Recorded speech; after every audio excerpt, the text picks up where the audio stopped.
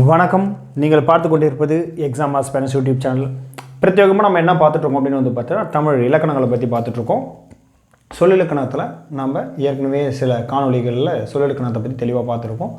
மேற்கொண்டு சொல்லிலக்கணத்துடைய வகைகளை பற்றி இப்போ பார்ப்போம். சரி, சொல்லிலக்கணத்தில் கிளவினா என்ன அப்படின்னு வந்து பார்த்தீங்கன்னா நம்ம சொல் என்பதை தான் குறிக்கும். சரிங்களா? தமிழில் வந்து பார்த்தீங்கன்னா கிளவி, பதம், மொழி இவை அனைத்துமே என்ன பொருளை தரும் அப்படின்னு வந்து பார்த்தீங்கன்னா சொல் எனக்கூடிய பொருளை தான் தரும். சரிங்களா? அப்போ இந்த கிளவி எவ்வளவு பயன்படுத்தப்படுகிறது அப்படின்னு வந்து பார்த்தா இரட்டை கிளவி. அப்போ கிளவினா என்ன சொன்னோம், நம்ம சொல் அப்படின்னு சொல்லிட்டோம். அப்போ இரட்டை கிளவினா இரண்டு சொல் வரப்போகுது அப்படின்னு நீங்கள் புரிஞ்சுக்கணும். சரிங்களா?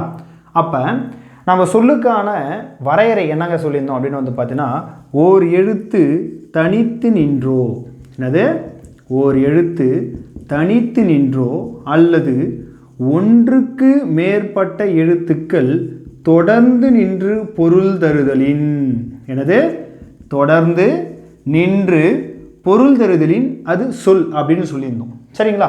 இப்போ இரட்டை கிளவிக்கு வருவோம். இரட்டை கிளவி எப்படி அப்படின்னு வந்து பார்த்தீங்கன்னா இப்போ ரயில் தடவென ஓடியது, என்ன சொல்லுவோம், தடவென ஓடியது அப்படின்னு சொல்லுவோம். சரி, குழந்தை படபடவென சிரித்தது, என்னது படபடவென சிரித்தது, அல்லது இதயம் படபடவென ஒலித்தது அப்படின்னு கூட சொல்லலாம். சரிங்களா? சரிங்க சார். இல்லைன்னா வந்து இலைச்சருகு, என்னது இலைச்சருகு சலசலவென அசைந்தது, என்னது சலசலவென அசைந்தது, இப்படின்னு நம்ம பல எடுத்துக்காட்டுகளை எடுத்துக்கலாம். சரிங்களா? அப்போ தட பட சல இந்த சொற்கள் அப்போ பாருங்கள் இரண்டு சொற்கள் தொடர்ந்து வருகிறது, அதே மாதிரி என்ன வருது, சேர்ந்தே வருகிறது. அதான் இரட்டை கிளவி. அப்போ இரண்டு சொற்கள் தொடர்ந்து வருகிறது, சேர்ந்தே வரும். இப்போ தட எடுத்துக்குவோம். தட அப்படின்னு பிரிச்சிங்க அப்படின்னு வந்து பார்த்தோன்னா இதற்கு என்ன கிடையாது, பொருள் கிடையாது. என்னது பொருள் கிடையாது. அப்போ இரட்டை கிளவியை பிரித்தால் பொருள் தருமானு கேட்டிங்கன்னா என்ன கிடையாது, பொருள் தராது, சேர்ந்தே வரும். சரிங்களா? அசை நிலையா, இப்போ ரயில் ஓடியது அப்படின்னு சொன்னால் போதும். அதாவது அப்போ இரட்டை கிளவி என்பது என்ன அப்படின்னு வந்து பார்த்தீங்கன்னா அசை நிலையாய், அசைனா என்னங்க சார், ஓசை நயத்திற்காக வரும். எதற்காக வரும்? ஓசை நயத்திற்காக வரும். அசை நிலையாய் வருகிறது. சரிங்களா? மேற்கொண்டு என்ன சார் அதில் நீங்கள் புரிஞ்சுக்கணும் அப்படின்னு வந்து பார்த்தீங்கன்னா ஓடியது அப்படின்றது என்னங்க சார், வினை. இது வந்து ஒரு வினை சொல். இந்த வினைக்கு அடைமொழியாய் என்ன வருது, அடைமொழியாய். அது என்ன சார் அடை. சரி, இப்போ நம்ம என்ன பண்ணுறோம், ஏதோ ஒரு நபரை நம்ம குறிக்கும் போது என்ன பண்ணுறோம், திரு, செல்வா, திருமதி, மீனா இப்படின்னு என்ன பண்ணுறோம், நம்ம அந்த நபர்களுக்கு வந்து பார்த்திங்கன்னா ஒரு மரியாதை நிமித்தமாக அடைமொழியை வந்து நம்ம பயன்படுத்தும். சரிங்களா? இதுக்கு பேர் மரியாதை அடை அப்படின்னு சொல்லுவாங்க. அப்போ இந்த இடத்துக்கு வருவோம். அப்போ வினைக்கு அடைமொழியாய் வருகிறது. சரிங்களா? எப்படி வருது, வினைக்கு அடைமொழியாய் வருகிறது.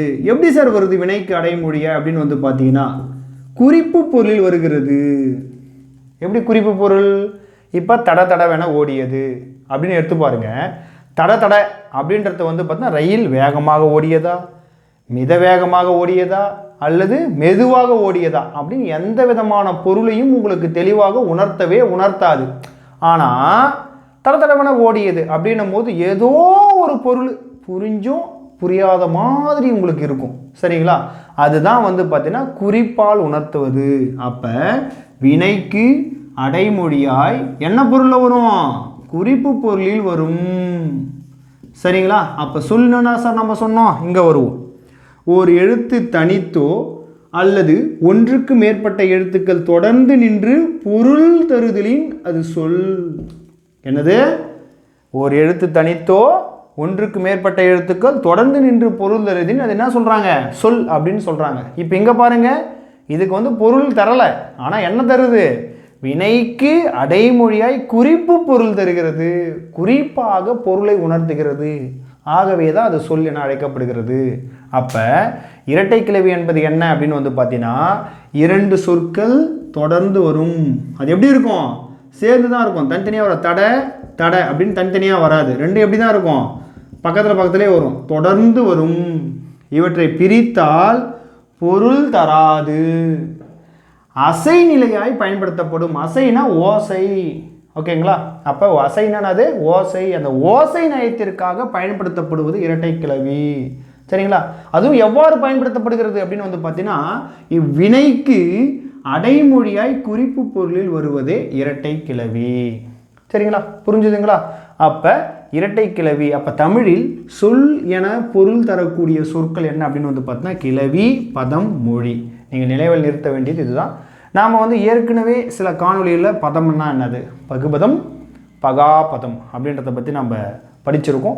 இந்த காணொலியில் வந்து பார்த்தா கிளவியை பற்றி பார்த்துருக்கோம். சரிங்களா? இப்போ நம்ம இரட்டை கிளவியை பார்த்துட்டோம் அப்படின்னா கூடவே இன்னொரு விஷயத்தை பார்க்கணும். என்ன சார் அப்படின்னு வந்து பார்த்தா அடுக்கு தொடர்.